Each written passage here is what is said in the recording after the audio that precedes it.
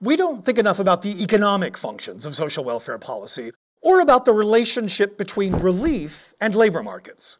Let me explain. Imagine that we have two workers, worker K and worker O, each with two young children. Worker K is laid off when the company downsizes. K is nervous, but has some savings, is eligible for unemployment insurance benefits, is eligible for an Affordable Care Act subsidy and can afford health insurance, is eligible for food stamps, is eligible for LIHEAP to help pay for heating oil for the house in winter, is eligible for TANF, has access to free local daycare, and lives in a Section 8 apartment with monthly rent tied to income. K is not living as well as when working, but will be able to get by. K can pay the rent and buy food and remain insured, and with some belt tightening, will be okay for a while. Worker O is fired, even though O didn't do anything wrong. O is therefore ineligible for unemployment insurance.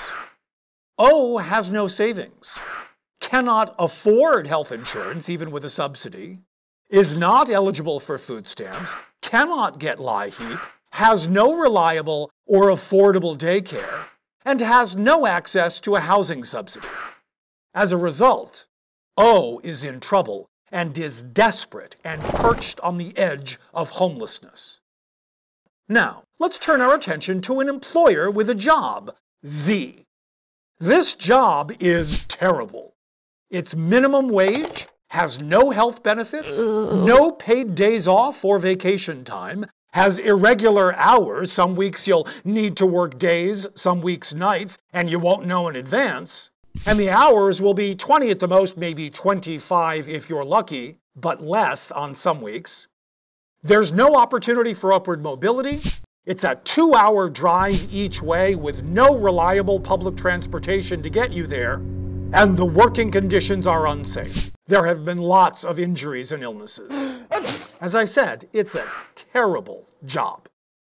Employer Z offers unemployed worker K the job. What's K's answer? It's no, of course. Maybe even hell no. Does K say no because K is lazy? No. K says no because this is not a job that will help K raise a family and move up the ladder. And besides, taking it would mean not having the time to look for something better. It's rational under these circumstances, smart even, responsible to turn down this job. If you can. And K can. Now, Z offers O the job. What does O say? O says yes. Maybe even yes, please. Why? Because O does not have any choice.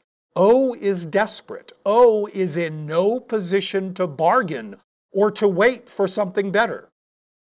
Now, it may be even worse than this, because there might be a worker called W who is even more desperate than O.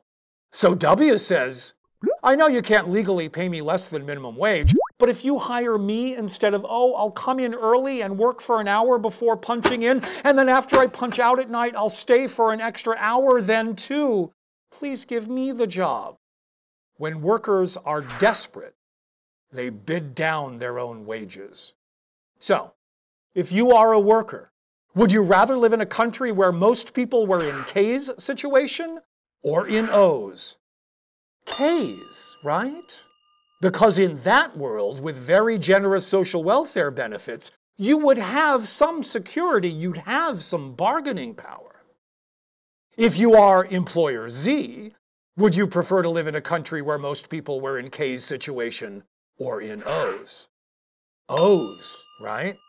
Because in that world, with very limited social welfare benefits, workers would have no choice but to accept whatever job you offered under whatever conditions.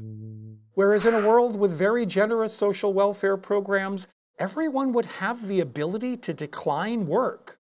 And if you wanted to hire someone, the burden would be on you, the employer, to make the job more attractive.